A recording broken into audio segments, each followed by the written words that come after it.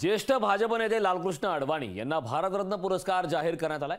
या पुरस्काराची माहिती थेट पंतप्रधान नरेंद्र मोदी यांनी दिली। त्यांना हा पुरस्कार जाहीर झाल्यावर अनेक नेत्यांनी त्यांच्यावर अभिनंदनाचा वर्षाव केलाय।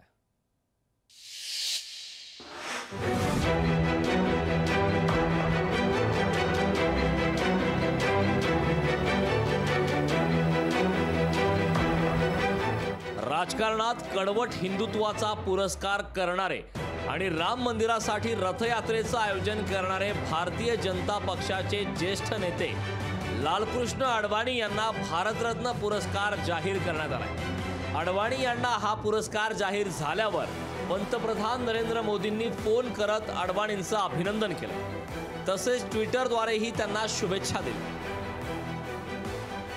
अडवाणींना हा पुरस्कार जाहीर झाल्यावर महाराष्ट्रातले ज्येष्ठ नेते शरद पवार यांनीही त्यांचं अभिनंदन केलं। अडवाणी अनेक वर्ष संसदेत होते, त्यांचा कधी पराभव झाला नाही। रथयात्रेदरम्यान त्यांच्याशी मतभेद झाले होते। त्यांची निवड उशिरा झाली, पण योग्य निवड झाल्याचं पवारांनी म्हटलं। विचाराच्या संबंधी अतिशय भक्कम असं ते व्यक्तिमत्व होतं, तेव्हा त्यांची निवड ही योग्यच आहे। अडवाणी देशाच्या संसदेमध्ये अनेक वर्ष होते, दिल्लीचं निवडून गेलेले होते।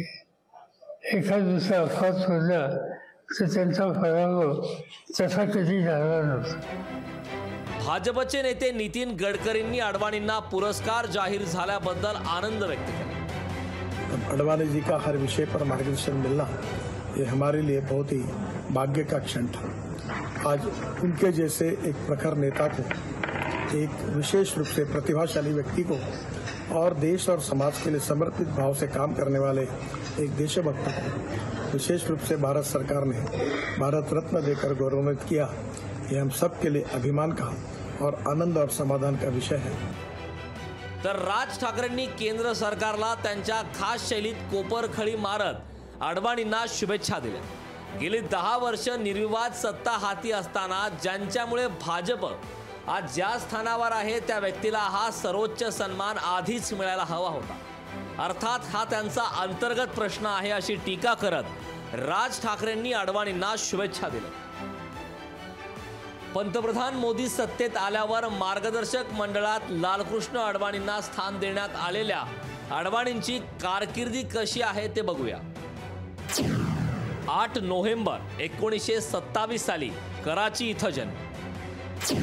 व्यवसायाने वकील। 1941 साली राष्ट्रीय स्वयंसेवक संघाचे स्वयंसेवक।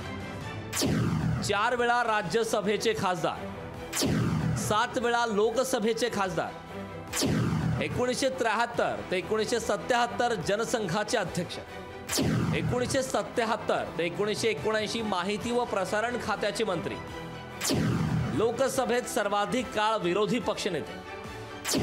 2015 साली पद्मविभूषण पुरस्काराने सन्मानित। भाजप सत्तेत आल्यावर अडवाणी गृहमंत्री झाले होते। अटल बिहारींच्या मंत्रिमंडळात उपपंतप्रधान हे पद भूषवलं। तसेच राम मंदिराचे आंदोलक म्हणून त्यांची देशभरात ओळख आहे। त्यांनी 1990च्या दशकात राम मंदिरासाठी सोमनाथ ते अयोध्या अशी रथयात्रा काढली होती। भाजपच्या यशानंतर पंतप्रधान पदाचे दावेदार म्हणून त्यांच्याकडे पाहिलं जात होतं। 22 जानेवारीला राम मंदिर उद्घाटन सोहळ्याला थंडी असल्याने येणार नसल्याचं त्यांनी कळवलं होतं। वयाच्या 96व्या वर्षी त्यांना भारतरत्न पुरस्काराने गौरवण्यात आले। लोकशाही परिवाराकडून लालकृष्ण अडवाणी यांचे अभिनंदन। ब्युरो रिपोर्ट, लोकशाही मराठी। लोकशाही मराठी ऐका, पहा, जागरूक रहा।